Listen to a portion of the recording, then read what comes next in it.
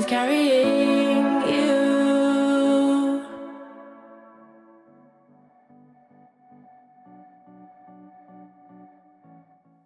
Shalom and welcome to Jerusalem Dispatch Live ICEJ UK. That stands for the International Christian Embassy Jerusalem, United Kingdom. And in tonight's Zoom event, we'll be discussing the issue of anti-Semitism. And sadly, over the last few years, we've seen escalation in Jew hatred, not only in this country, but also around the world. And this is a reminder that we are your embassy in Jerusalem. So warm welcome to this live Zoom event that we're doing tonight. And we have a very special guest for tonight's program. He's probably very familiar to most of you. His name is Stephen Jaffe. I've had the pleasure of interviewing Stephen for over a decade now on the Middle East Report, and he's even invited me twice over to Northern Ireland, so I consider him a good friend. But one thing about Stephen I think we should all acknowledge is the fact that I'd like to call him the Jewish community's ambassador to the evangelical Christian community, because that is what he does. He does tireless work in bringing Christians and Jews together in defense of Israel, the Jewish people, and to confront the rise of anti-Semitism. And so we'll be interviewing shortly, but now over to Dr. David Elms, the UK Director for the International Christian Embassy, Jerusalem. Well, good evening, everyone. And indeed, Simon, it is a wonderful privilege to be with Stephen tonight and to hear again his teaching and his insight on what it is like to be Jewish in the UK today. It's a frightening situation, and in fact, it was brought home to me just this week. Really, we worked jointly with Michael McCann and the Israel-Britain Alliance, and on Merseyside, where I'm based, where I live, where I've grown up. The Merseyside Pension Fund has been approached by a councillor on the Wirral, which is just on the other side of the River Mersey, to bring about a boycott of Israel. And it's only when it comes right onto your doorstep that suddenly you realize just, wow, how close these things are. And in fact, we had our first public meeting with being hindered with the lockdown that Stephen spoke at the Holocaust Remembrance Day over in Billinge, where our headquarters is, just at the end of last month. And it was a very uplifting, very challenging meeting. So again, I think tonight is very relevant, and we do hope all of our viewers will listen very carefully, and not just to hear, but to do something about it. And so that maybe just before we hand back again over to you, Simon, I could just read a verse from the Bible, which I think for many of us is well known, but it's taken from Psalm 83, and it's verse 4, how relevant it is today, thousands of years later.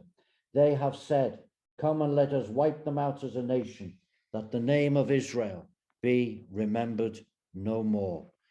Who would have thought that after thousands of years that this irrational, this devilish hatred would still be in our midst? But it is, and we're just going to pray tonight that we will play our part in seeing the tide turn and God's kingdom coming in. Can we just pray? Oh Lord, the God of Abraham, Isaac, and Jacob, Lord, we don't understand this terrible, irrational hatred. But Lord, though the nations ferment and rage, Lord, we thank you that your word is truth. And tonight, Lord, we thank you, Lord, for our Jewish heritage. We thank you for our Jewish friends. And we just pray, Lord, that as you are glorified tonight, may your kingdom come in mighty ways. Open our understanding, open our ears, and may we leave here tonight promising to be doers and not just hearers of your word. In your mighty name, we ask these things. Amen. Yeah, thank you so much for that prayer, David. It was very powerful. Also, I think it's important as well that when it comes to the issue of Jew hatred, that the president of the International Christian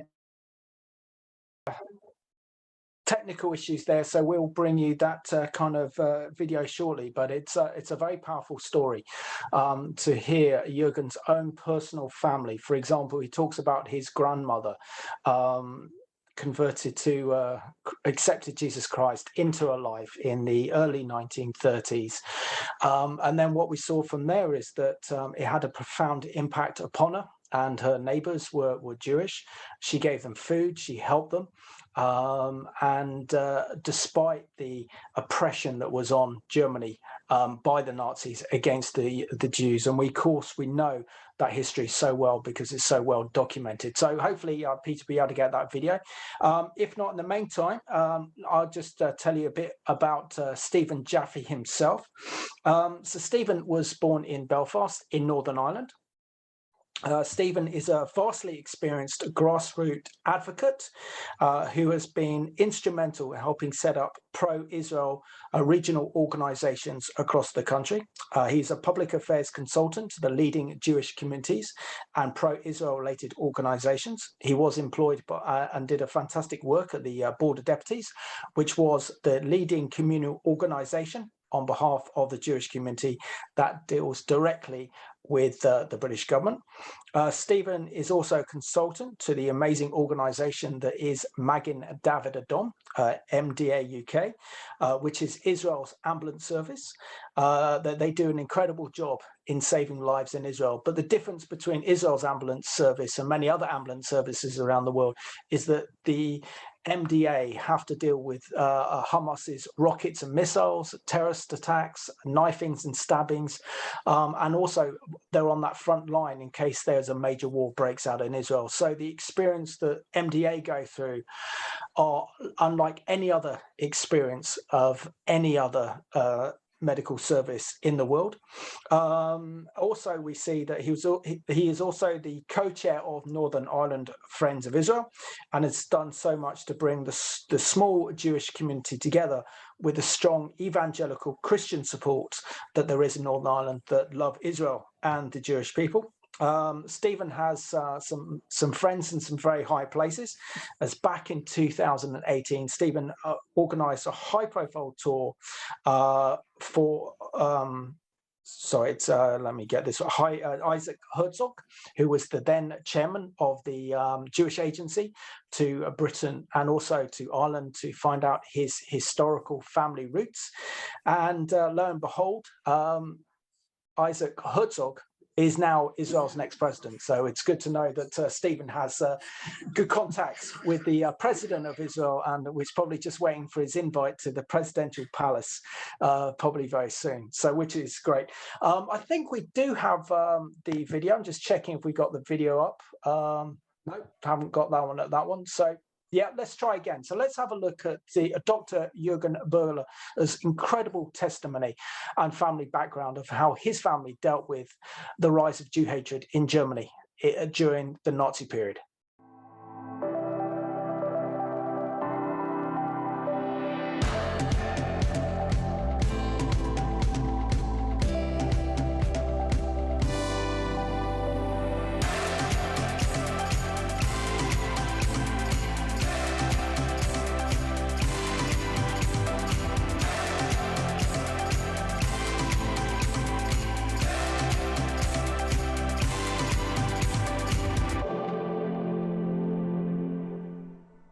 If you were living during the Holocaust, it would have required very courageous decisions for your own life.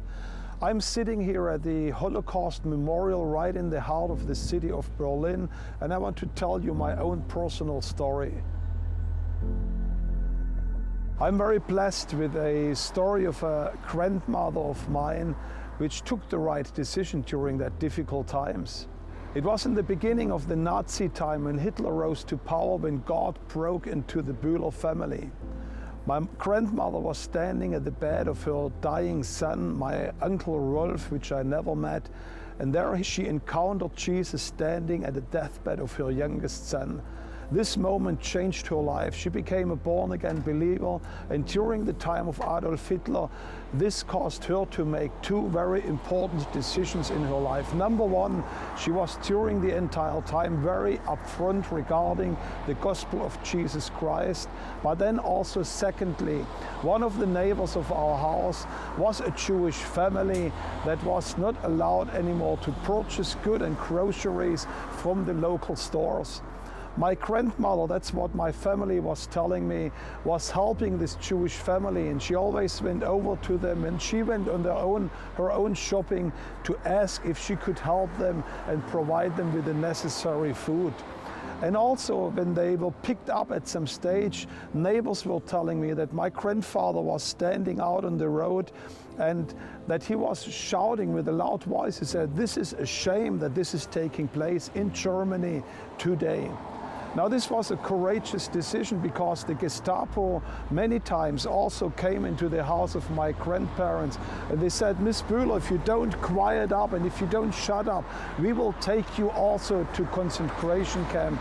But what I heard from my family, my grandmother was a very courageous woman. She just would not stop talking against the regime and also about her personal faith of Jesus.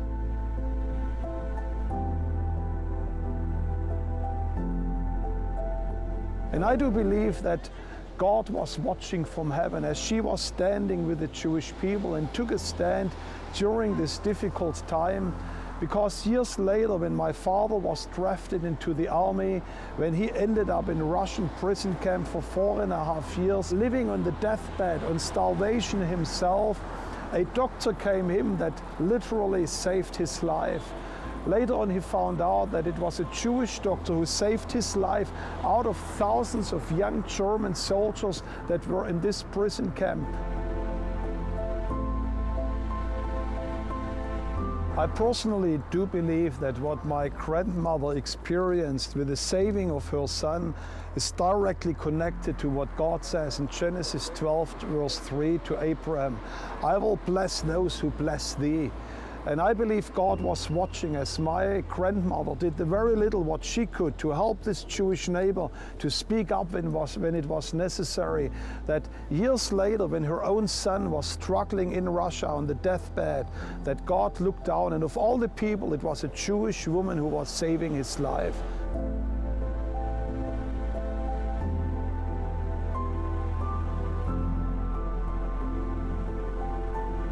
And I want to encourage you today that you also do take a stand for the Jewish people. I know from my own personal family history that God indeed fulfills this promise. If you bless the seed of Abraham, he will bless also you. And you can do this in a very practical way. Why don't you consider prayerfully to stand even with those Holocaust survivors that are still alive in Israel today, and help us to support those needy people as they are living in our home for Holocaust survivors in Haifa. May God bless you as you decide to make that decision even today.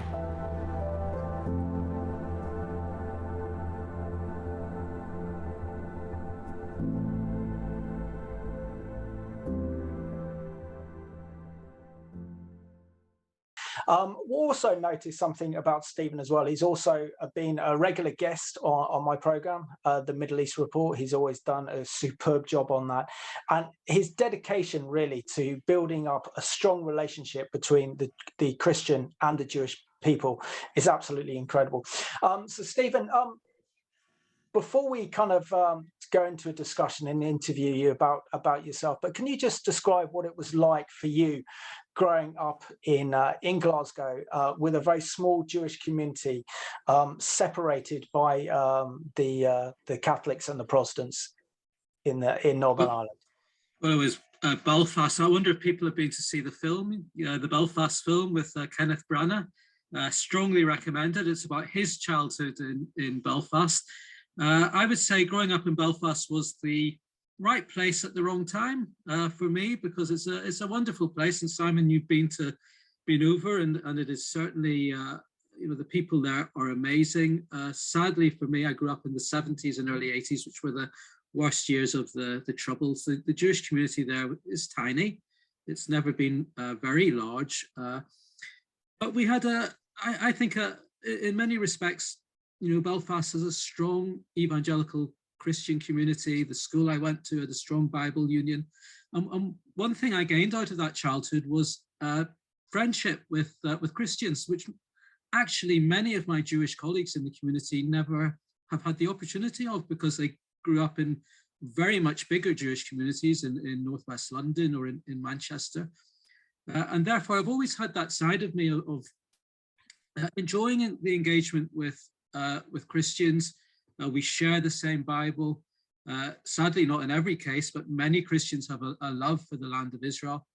And this is something we share, which is something very special between two faith communities. It's not, it's unusual, and it is something I think which we can build on in terms of friendship. So I think that's what I took out of my childhood of growing up in Belfast all those years ago, and it is quite a long while ago, Simon. Appreciate that. And Stephen, you recently spoke at an event organised by our own Mike Kerry, talking to mark International Holocaust Memorial Day up there in the Wigan area. Can you share with us what it was like, not only to speak for the first time in over 2 years, but the reception you got as well? Well, absolutely. So after a 2-year period of not being able to meet in person, it was an amazing experience, and great thanks to Mike for not just inviting me, but for having the confidence to arrange an in-person event. And people came. There was well over 100 people in the room. And to me, and I think I said this at the time, it's a dark world out there, Simon. There's a lot of darkness, and a church that wants to invite somebody from the Jewish community in to hear a Jewish perspective, where I was welcomed so warmly by everybody there. That's not a little thing, it's a big thing. And I gained a lot of encouragement from it. We had a great Q&A session. I just feel that warmth there, that people, I think, that we've all gone through a very difficult period of lockdown, of isolation.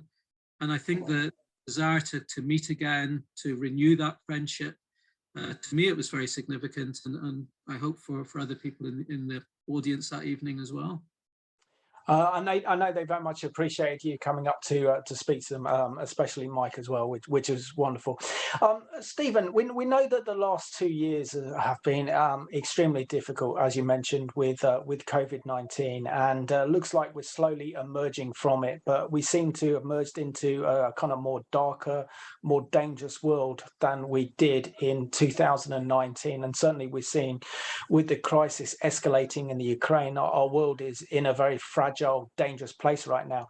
But can you share with us how COVID-19 has affected the Jewish community, and how members of the Jewish community not being able to fly to Israel or be in Israel, and also not to have big conferences and events for the past 2 years? What kind of toll has that taken on the Jewish community? Well, I know it's not just Jewish people who feel extremely frustrated at not being able to have visited Israel over the last couple of years. Many of my Christian friends are absolutely bursting to get back. Yeah, the Jewish community has suffered through this period, along with the wider community. We've suffered, I think the last figures I saw was 1,000 deaths in the British Jewish community, which is a high figure given the overall number of the community. There's all sorts of reasons for that. We're a very communal-minded people. Family gatherings, certainly at the beginning of the pandemic, that was a major issue of transmission within the community.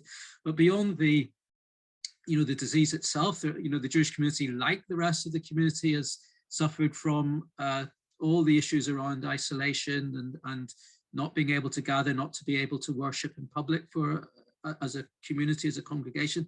That's fundamental to Jewish life, is to gather in our synagogues, in prayer, in study, in social events, as it is for Christian communities too. So it has taken its tolls psychologically. The world, as you've said, is not the same.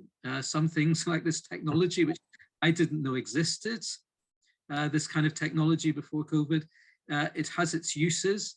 It isn't the same as meeting people in person, but the fact that you have a national ministry like ICEJ that you can speak to people right across the country or indeed globally is an amazing thing. So yes, there have been all sorts of changes on the kind of that darkness that you're mentioning, the danger there. Well, it's not a surprise, is it?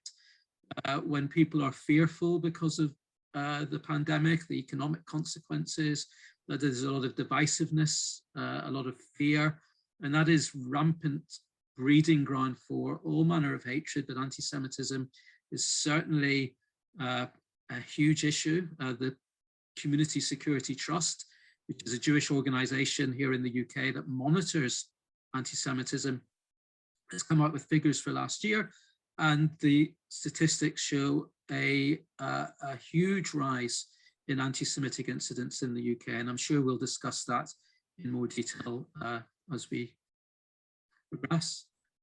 And Stephen, I think it's important to kind of put into context really the general election of 2019, the prospect of Jeremy Corbyn winning that election and becoming our Prime Minister, I think was one of the, put a lot of fear, put it that way, into your community. How serious was that situation? And were many of your friends and many others in the Jewish community complimenting making Aliyah if he got the keys to 10 Downing Street? Well, it's a massive, it's hard to believe so much has happened in between, but we're talking, what, 2 years ago, December 2019. Yes, the community was rattled. But when you have the chief rabbi making a declaration before the general election telling people not to vote for a particular party, I mean, that would have been unthinkable. This is a man, the chief rabbi is an individual who has no desire to get involved in British party politics. And for him to have to say that indicated the deep concern, deeper than concern, fear within the Jewish community as to what a Corbyn government would mean for the welfare of the Jewish community in this country. I would take it back a bit further back and say 2014 was a year which the community again was severely jolted. There was conflict in Gaza that year. And that was the first time, I think, really many in the community took notice of the vigor and energy that was anti-Israel movement in this country. Huge demonstrations on the street, attacks on Jewish property, the ramping up of anti-Israel rhetoric. So the community got a bit of a jolt then. In Manchester, there was an attempt to shut down an Israeli shop in Manchester city centre. That was just one of many incidents, but that was obviously quite shocking for the Jewish community there. But we didn't kind of get over that before Jeremy Corbyn is suddenly the leader of the Labour Party. And it's interesting the impact that it had. So for instance, there's a Labour MP called Margaret Hodge. Now, prior to all of this, I wouldn't have been able to tell you whether Margaret Hodge was Jewish or not Jewish. I didn't really know. It didn't seem to be a great part of her political profile or whatever. I wasn't sure. And yet it was Margaret Hodge, who was high up in the Labour Party all her life, who suddenly came out and said, I'm the daughter of Holocaust survivors. And one thing that my parents told me was always have your bag packed. Well, this is a woman who was, in the heart of British political life, and yet in her head, she needed to be ready to get up and go pretty quickly. And it was actually Margaret Hodge who confronted Jeremy Corbyn in the House of Commons at Westminster there and told him to his face that she believed he was an anti-Semite. So there you go. It's kind of like an Esther moment, if you like. If you remember the book of Esther, it's unclear who it will be that will be called up to make that intercession, if you like. And yes, so if somebody like her was contemplating the need to leave, it was certainly part of the discussion, of the conversation. I can't tell you how many would actually leave or whatever. I don't know, but it was certainly being discussed. As Jewish people met on Friday nights and having family dinners or whatever. Yes, a community as well established. I mean, the UK Jewish community goes back centuries. Many families have been here since the 1890s. contributed so immensely to British life, felt so much part of this country, and yet severely rattled.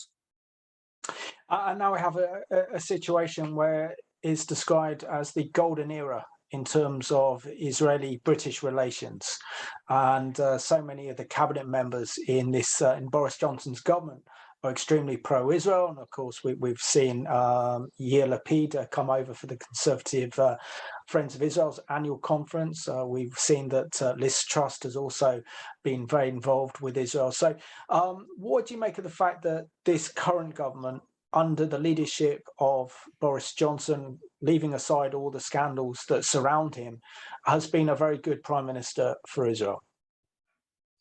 Well, I think that the government has certainly, and it's more than one individual, that we're blessed with a number of individuals who really do care about that relationship between Britain and Israel. I remember the day of the general election and the result being announced, Michael Gove, at that moment, when of course he would be expected to be full of jubilation or whatever, but he remembered the Jewish community at that time, and he said there's one community here that he wanted to particularly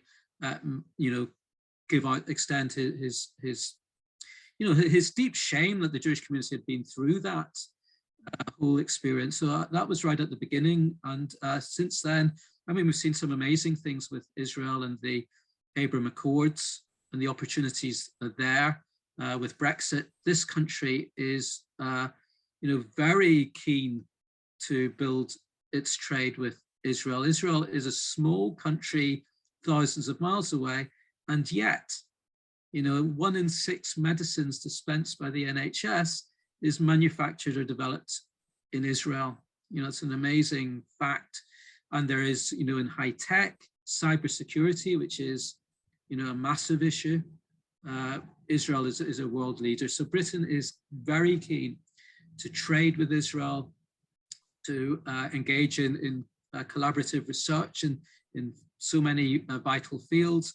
We've seen even in COVID, all eyes of the world on this tiny little country, Israel, to see the results of the vaccines, etc. So yes, there's a lot of positive things to take out of Britain's relationship with Israel at the moment. However, I would qualify this, and I'm sure again we'll develop this later on, underneath that kind of political level, there is still bubbling away lots of issues at the grassroots, at communal level, some of it long-standing in the trade unions. We've got huge issues at university and campus. If academia is so hostile, these are the people who are educating the next generation of our country. Issues with the teachers, trade union, these are very major issues bubbling away under the surface that you've mentioned of kind of government support. If we're losing at the grassroots and community level, then we're in big trouble. And also, according to the Community Securities Trust figures, looking at the levels of anti-Semitism in 2021, we see there's a 34% increase in comparison to 2020. And that's just outrageous, isn't it? To think that reported incidences of Jew hatred have increased by 34% in this country is shocking. What do you think that is contributing to this rise of Jew hatred that we're seeing in the UK right now? Well, first thing I want to say, Simon, is what lies behind statistics. What are we talking about here? The CST are saying there's over 2,000 incidents, and there are spikes. So the number of incidents increased dramatically, particularly during conflict in the Middle East, and the way that's reported in mainstream British media generates that hatred. So there are spikes, but there's no coming down from the spike. In other words, the spike creates the new plateau, and that's happened year after year after year for about the last 5 or 6 years. What's driving it? Well, when you drill down to the figures that the CST have produced, that kind of right-wing neo-Nazi, far-right anti-Semitism is still there and still causing, violent attacks on Jewish properties, social media hate. It hasn't gone away. It's still there. There are issues with the far left, tends not to be perhaps violent in most cases, but it's social media hate. It's campaigns driven against Jewish individuals. Anyone who stands up on social media against anti-Semitism is targeted if they're accusing the far left of it. So there is a lot of hate from that element, particularly on social media. The third element is radical Islam, which is a disproportionate amount of anti-Semitism in the country. And behind the incidents, so we can talk about the assaults and attacks on property and social media, there's also attitudes. It's what people think, and there's been quite a lot of research into that, and that shows that about 5% of the UK population are what you might call hardcore anti-Semites. And this is a very high bar. In other words, it's Holocaust denial. It's people who would say, well, I wouldn't go out and beat up a Jew myself, but I understand why other people might do it. And I might support the people who did that. So that's quite high. 5% seems a very small percentage, but you're actually talking about 2 million people, around about that figure. Then you have the acceptability of anti-Semitism. So people who hold milder views, so certainly not violent, they're not into Holocaust denial, but they might say, well, the Jews make a lot about the Holocaust and they're profiting out of the Holocaust, or they might come up with milder forms of it. And that's, you're talking about 30% of the British population. In terms of research, will hold one or more of these sort of so-called milder forms of hatred. So that gives you a lot of, that is a huge section of British society. By the way, the UK is one of the least anti-Semitic countries in the world. It does mean that 70% of the UK population doesn't hold any anti-Semitic views, and we have to hold on to that fact because that's important as well. And in other countries, it's even worse. But that, I think, indicates the extent of the problem and the difficulty that the Jewish community has in engaging with the rest of society on this one, to accept the fact that anti-Semitism is both endemic and also in its hardcore element, absolutely deadly. And we see this in the United States of America, again, a Jewish community which seems so settled, so integrated in the United States, have faced a number of very violent attacks on their synagogues and other institutions. And it's coming from across the board, from white supremacists, black separatists, Islamists, all of them share something in common, which is a deep hatred for the Jewish people. And also, is there a fear now, or maybe I'll recorrect what I was going to say, is there not a danger now that Jew hatred has gone mainstream? That the fact is that we see that Whoopi Goldberg made that horrendous comment on a live chat show in the United States by saying that the Holocaust had nothing to do with race. We see that Jimmy Carr, the comedian, has mocked the Holocaust in reference to the Romani gypsies, and other celebrities that our society lifts up so high, coming out with anti-Semitic comments. Is there a danger now that that will lead to more mainstream anti-Semitism, or the acceptability to be anti-Semitic as people become desensitized to the horrors of the Holocaust? I think that is a big concern, absolutely. A younger generation in particular that perhaps they've sat through classes at school about the Holocaust, but it might as well have been something, in the ancient world, as far as they're concerned, it doesn't speak to them. And despite a lot of work done in Holocaust education, there is a lot of ignorance, mainstreaming of anti-Semitism. There's a guy called David Baddiel. He's quite a well-known comic, wouldn't be my favorite comic out there by any stretch, but he's written a little book called Jews Don't Count. And the point that he's making, and he comes from the progressive left, and he's making the point that whereas the progressive left are ring fencing or protecting and having safe spaces for all kinds of minorities, it certainly doesn't seem to apply to the Jews amongst that kind of progressive left, so that we're left out of that. People regard the Jews, and I think perhaps it's an aspect of anti-Semitism, because racists often look down on the people they hate. But when it comes to the Jews, there are also that element who actually fear the Jews because they believe that they're actually cleverer than them, that they're doing so well in society, that they're controlling the banks, they're controlling the politics, they're controlling everything. That's a different form of hatred. And so there is an element that many people just don't recognize, that the Jews are actually a small, vulnerable community, which only 70 years ago had a third of their people wiped out. And there's also, I think, a reluctance to, at the same time, to see that the rhetoric against Israel is not about making Israel a better place. This isn't about people who, feel that Israel could be doing a bit better and therefore we're going to campaign about it. It's about people who have a deep hatred of Israel's very existence. And this is eliminationist. When people sing and chant at their protests, "From the river to the sea, Palestine will be free," I don't need to tell a Christian audience which river they're referring to and which sea. It's the Jordan River and the Mediterranean Sea, and that leaves no room for a Jewish state anywhere. So this eliminationist aspect of the anti-Israel movement in the UK is not recognized by many people in wider society.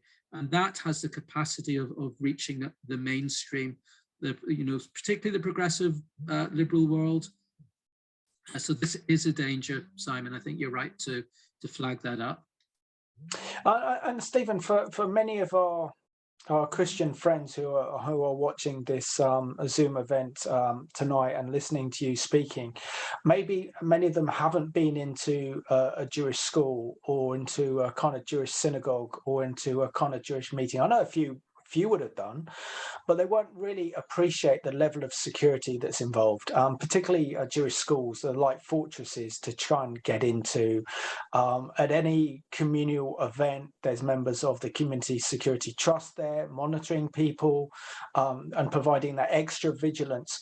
And also we see that this situation is far worse, for example, in Belgium or in France, where we see French and Belgian paratroopers with machine guns outside Jewish museums, outside Jewish synagogues.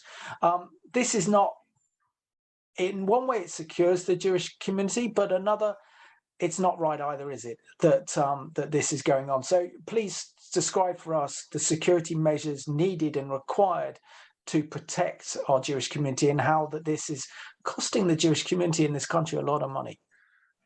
It is, absolutely. So security, I walked on last Shabbat. I walked on the main road from Hendon to Golders Green, and you pass many synagogues, all of them with uniformed security outside. Some of it's paid security, a lot of volunteers. The Community Security Trust has both professional staff, but a lot of volunteers who would give up part of their Shabbat service to do security duty outside the synagogue. Yes, to get to a school, yes, parents have to be on a security rota outside of their schools. And, some people might say this is paranoia, but unfortunately we've seen, schools in France attacked, as mentioned, synagogues in the United States, the Jewish Museum in Brussels was attacked, the synagogue in Copenhagen was attacked. Sadly, the British government have told the leadership of the Jewish community here, it's not if the Jewish community will be attacked, but when, because there's only so much that they can do to interrupt terror groups and extremists who want to do violence to the Jewish community. So security is very high. If we have an event in the community, we don't give out the venue. We'll screen who's accepted the invitation before we would give out the details of where it's taking place. So this almost, you talked about mainstreaming. This has now become kind of normal life for the Jewish community. Doesn't, it seems so every day, but it's not right, is it? We're talking about the UK in the 21st century, that a community feels that security is such an issue with good reason, as I've outlined in terms of the statistics and incidents of anti-Semitism in the country. And can you also, what's also very tragic, if we take, for example, Israel's defensive war against Hamas in Gaza last May, where Hamas, who's a genocidal terrorist organization that have written in their covenant charter of 1998 that the ultimate goal is the destruction of Israel and the Jewish people worldwide. They are the offshoot of the Muslim Brotherhood. Launched over 4,000 rockets and missiles into Israel, paralyzing 3/3 of the country, so that ordinary Israelis can't go to work, they can't go to school, they can't go outside, and having to be so close to a bomb shelter. And of course, then we saw the violent Arab riots that took place as well. First time we've seen that in 20 years. And yet Israel responds in such measured proportion to only target the actual places where the Hamas terrorists are firing these rockets and missiles. Israel faces international condemnation around the world. And then we see this kind of explosion of Jew hatred around the world. So can you share the link between Israel defending themselves and ordinary Jewish people being attacked over the world because they're Jewish, not because of the association with Israel? Well, we had quite a shocking incident of it in the UK, which was people coming down from the north of England to the Jewish community in North London, driving up and down the streets with Palestinian flags and shouting out the most vile abuse imaginable. So there's people who use what happens in the Middle East as cover for their long-standing and enduring anti-Semitism. There is certainly an element of that. There are other people who get full of hate because of what they're seeing and what they're being told, and that's not necessarily from extremist media. It can be from mainstream media, because how the BBC reports what's happening in the Middle East is very different from how it reports conflict, for instance, between Azerbaijan and Armenia. To give you an example, 6,000 people lost their lives in the war between those two countries last year, and the BBC were not reporting it in the kind of day-to-day. War is horrible. Let's not try and kid ourselves. Because Israel is engaged in a war doesn't make it any prettier. You're quite right, Israel is restrained because it has the capacity actually to take Hamas out in a 24-hour period, should it so wish. And it was restrained in its use of force. But if you want to show horrible scenes of the impact of war, that was possible, and the BBC did this day after day after day. So that generates levels of hatred. And who are you going to take that hatred out on? Well, unless you and I stand up and say, we want nothing to do with Israel, Israel's nothing to do with us, we are targeted because we are perceived as being friends of Israel by the very fact of being Jewish, and we are the local proxy target. And we're going to see more of that, and we have to open up the eyes of all our politicians right across the board, and to the media.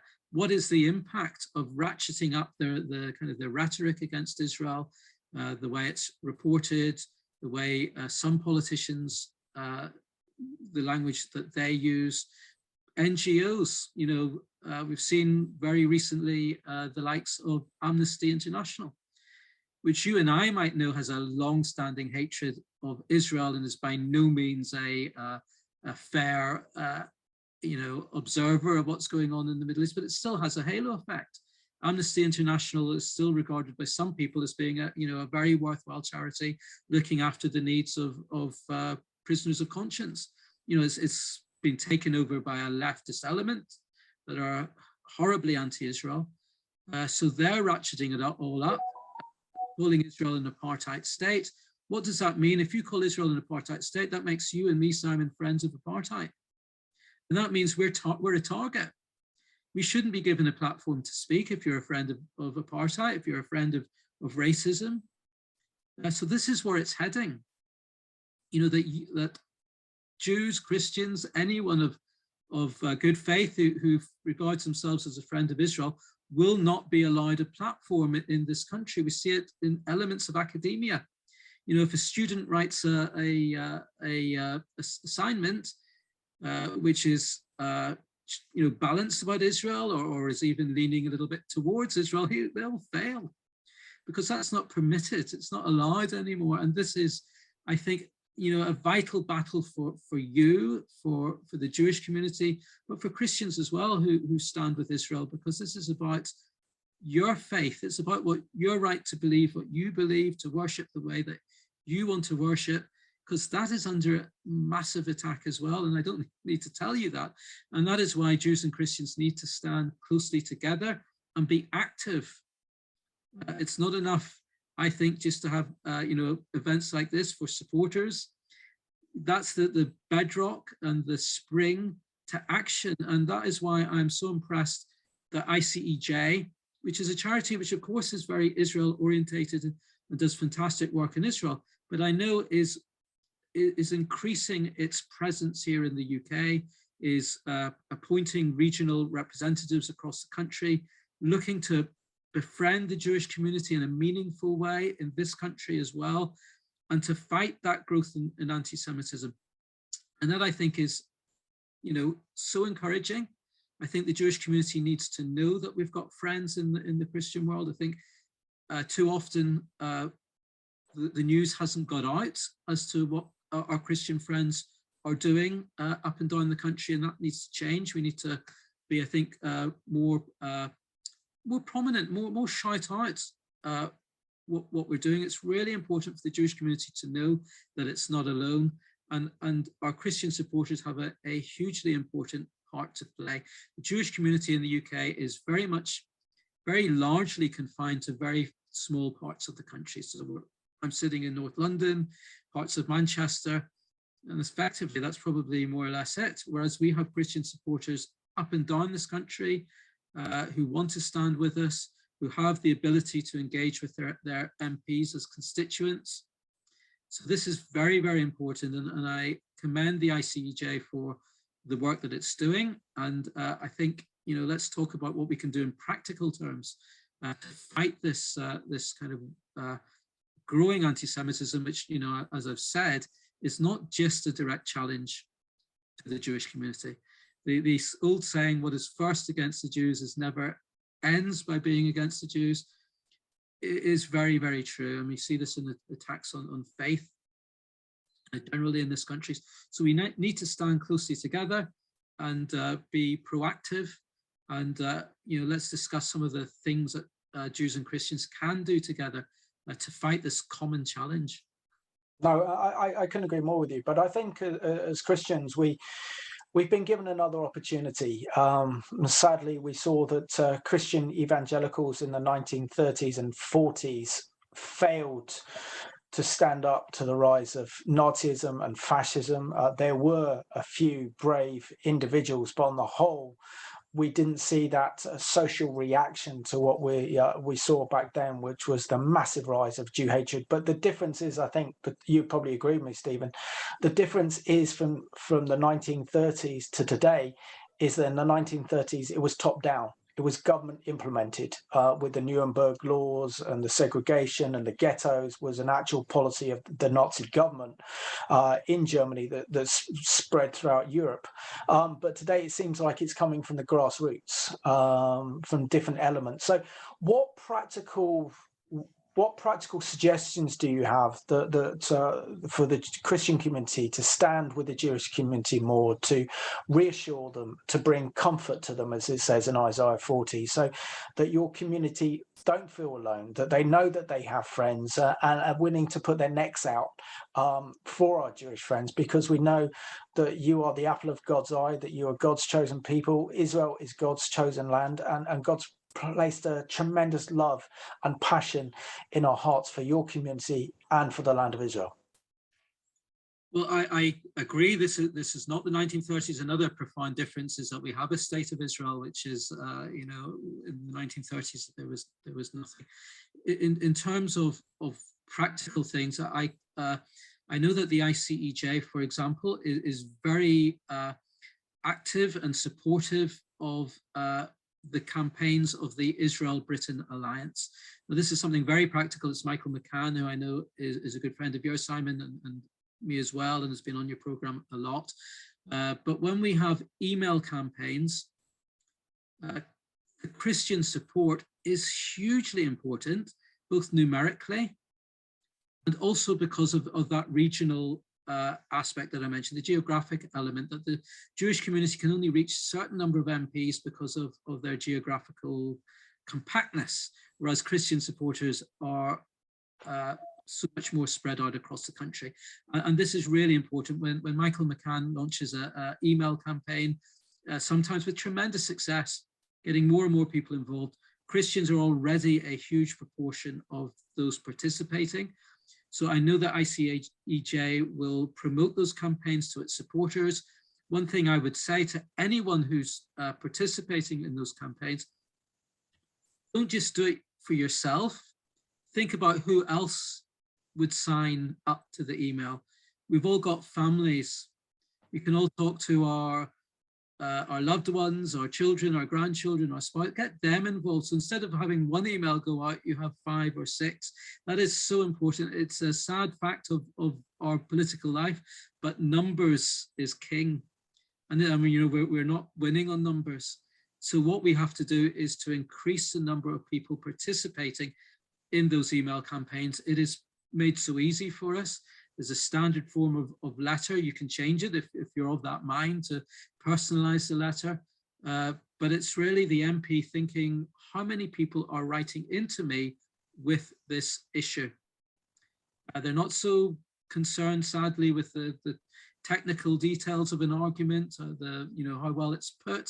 They're looking at how much of their constituents are bothered. And therefore, we must do better in getting as many people as possible involved in those campaigns.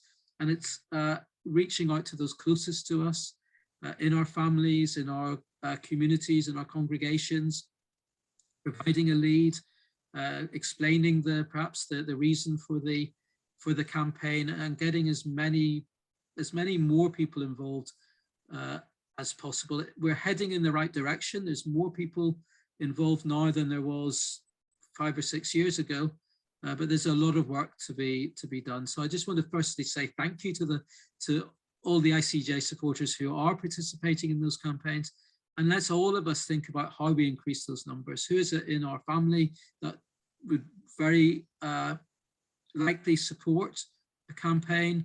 In who can we talk to in our communities, our neighbours? We shouldn't be reluctant or shy to explain to people the importance of these email campaigns, and let's just get the numbers up as best we can. That's one practical thing. I would say, generally be visible in your support for the Jewish community.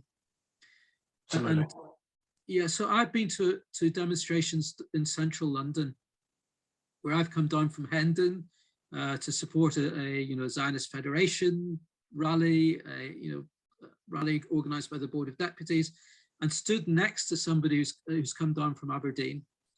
A Christian has come down from Aberdeen to attend. That is, for a Jewish person to see that dedication and commitment is so encouraging. It is absolutely wonderful. So if there is events, I think the Jewish community can do a lot more as well, by the way, in promoting these events to our Christian friends, giving them advance notice, ensuring that there's good attendance. But being visible in that way will impact on Jewish hearts, no doubt about it. There is a lot of sense within the Jewish community of we're alone in this, no one really understands us. A lot of, I don't need to shy away from it, a lot of Jewish people will feel that the church has always been against us, always will be against us. They carry that historic memory of church-based antisemitism. It's difficult to break that kind of mindset. There's very good reason for it. Sadly, when the Methodist Church passes a resolution to boycott Israel, our Jewish media will put that as headlines in the paper. So there's that image of continuing hostility. And not many Jewish people will be aware of those groups and organizations within the Christian world who are actually supportive of Israel. So there's a lot of work to be done to raise the PR level. That shouldn't be just to the Jewish community, it has to be to wider society as well. So to give you an example, the event in Wigan, I thought it was really important to invite the MPs, that they should know that that event was taking place. The local MPs in Wigan, they didn't come, I didn't expect them to come, but it was really important that we wrote to them respectfully, this is the invitation, this is happening in your constituency, they should know about it. We shouldn't do these things, you know, in our synagogue halls, in our church halls, with the doors shut. We must find ways of making these events, which are amazing events, that you know, that those in society, that in leadership roles, should be aware that there are people right across the country who feel that they're, you know, they want to stand with Israel and with the Jewish community. Absolutely. That was a fantastic presentation. So really appreciate that, Stephen. Really appreciate your time and just giving us a real humble insight into the challenges and the threats faced by the Jewish community. But very, very briefly, before we go, can you tell us what it was like to host Isaac Herzog, Israel's new president? And when are you getting the invite to the president's residence in Jerusalem? Well, I'm a bit behind you in that one, Simon, because I think you've actually spoken there. So you're well ahead of me. Yeah, it's a wonderful thing. His father was born in Belfast. It was the centenary of his father's birth. He's a very family-orientated man, Isaac Herzog. So I always had the dream of bringing him over to Belfast, and I saw that the centenary was coming up. I managed to get to meet him in Israel, to invite him over. I was very pleased and surprised when he said yes. We had him for a day in Belfast. We took him to the house where his father was born. He met the Jewish community. We had an event at Stormont, the Northern Ireland Parliament, where representatives from many different political parties and faith groups came to hear him. So that was a big day for me. He went on then down to Dublin, where his father grew up. And his grandfather was the chief rabbi there. And then finally they had events in London. So I was just delighted that Belfast was part of it, quite rightly. That was where his father was born. So this has given us, yes, a connection. Isaac Herzog, by the way, you mentioned that he was chair of the Jewish Agency. He knows that ICEJ. When he was in Belfast, he met with Brian Sylvester, who is the director of ICEJ in Belfast. So it's wonderful to see a president of Israel who knows the Christian community, values that friendship. It's all to the good. Absolutely. And Joanne, if you can just read out a few questions or a few comments on tonight's proceedings, that would be fantastic. Thank you.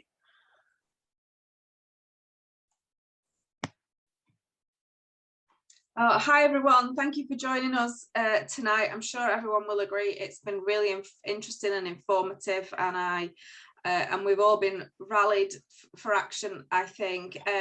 There's just lots of comments about just say excellent, thank you, we'll stand together in unity, and just people just commenting that it's been a really good time and they've enjoyed it. Not got any specific questions for Stephen, but I think it's been really comprehensive, hasn't it, everyone? Let's take you back to David Elms.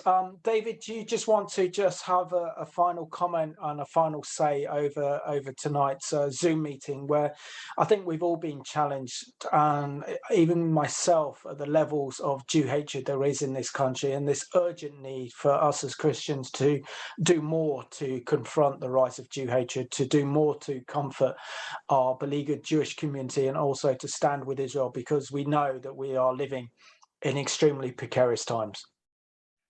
Indeed, and again, I would like to say to Stephen, thank you very much, Stephen. ICEJ has been at the forefront, really, of Israel advocacy, and I would encourage our listeners and our viewers tonight as well, if you,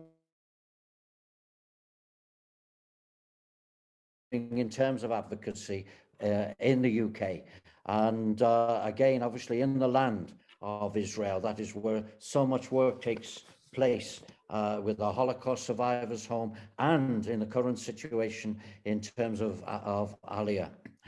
So thank you, Stephen. Thank you for giving us very practical ways. You've mentioned about the Israel-Britain alliance, and again, I want to sort of reinforce that as well and encourage all people to join in that. But keep your eyes open, keep in touch with us in our office in the UK, and we will keep you informed as to the steps that we're taking throughout this year to support Israel in very practical and realistic ways. And it just reminded me, Simon, actually, of a verse or two in Psalms, which I'd like to read out at the end of this meeting. It's been a hard meeting in one sense, because we talked about very heavy and very sad situations. But the word of God abides forever. And the Lord sends forth his word to fulfill a destiny. And here's what the word of the Lord says from Psalm 132. The Lord has chosen Zion. He has desired it for his habitation. This is my resting place forever. Here will I dwell, for I have desired it. I will abundantly bless her provision. I will satisfy her needy with bread. Her priests also I will clothe with salvation, and her godly ones will sing aloud for joy.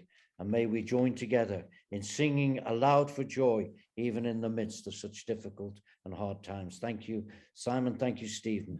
May the Lord bless you. And Stephen, again, we just want to thank you so much for being our special guest on this month's Jerusalem Dispatch live Zoom event. And what you've said has really kind of stirred our hearts to do more and to stand with you and your community more, because you are a precious community. You contribute so much to our nation and our country. And what we're finding is that the levels of Jew hatred are just completely unacceptable. So I was wondering if Patrick can show one of the videos before we leave, and this is what ICEJ branches are doing around the world to combat the rise of anti-Semitism. And we want to thank you for giving up your time to listen to us tonight, but particularly to listen to Stephen, who is, in my opinion, and I think all of our opinions, is the Jewish community's ambassador to the Christian community in the UK.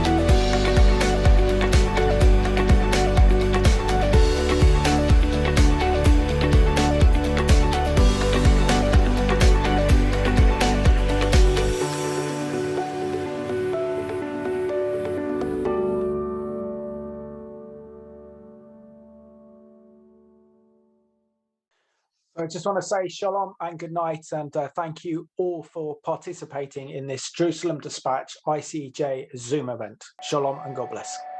Catch the wind, he's carrying you.